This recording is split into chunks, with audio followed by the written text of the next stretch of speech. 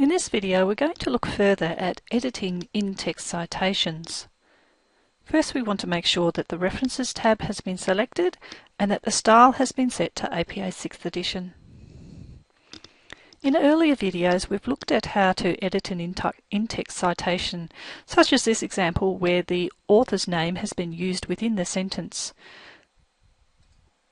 So when we go into Edit Citation, we looked at how to suppress the author from the in-text citation, that it was important to suppress the title as well, or that will be the next thing to be shown, and also how to add the page numbers.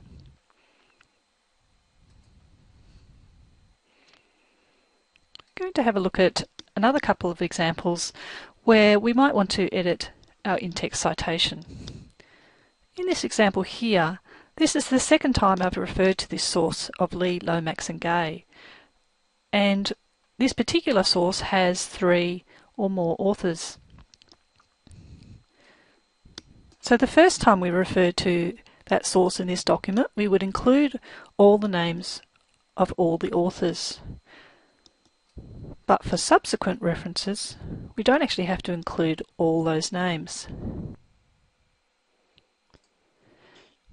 In order to edit this in-text citation, we need to convert the citation to static text.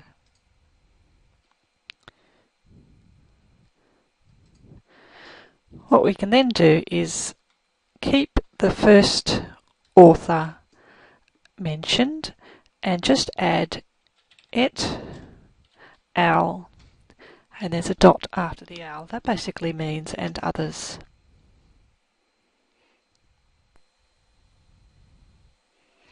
In our next example, this is an example of where we've cited a source within a source. So I have actually read this information from Dryden, but it refers to some information that has been written by Ernst. So I'm referring to a source I haven't read myself, but which is described in the source which I have read, which is Dryden. In this case, we want to add some text to our in-text citation. And once again, we need to convert the citation to static text.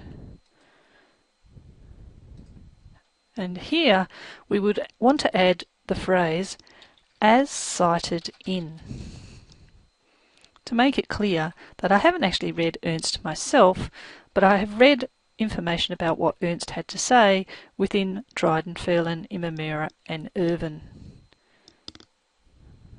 You will need to be aware that converting that in-text citation to static text has implications for when you look at your managed sources. You'll notice that Dryden here is not ticked as a cited source, and yet we have cited it. So you need to keep that in mind when you come to do your reference list or your bibliography. We'll talk about that more in a later video. In our third example, we want to be able to add more than one source to our in-text citation. So I've made a fairly broad statement here about the debate about implications for land degradation, and I want to refer to more than one source, which has actually formed part of that debate. So I'm going to place my cursor just at the end of the first in-text citation before the bracket, and now I'm going to enter my second citation. So 2 in-text citations included here with a semicolon in between them.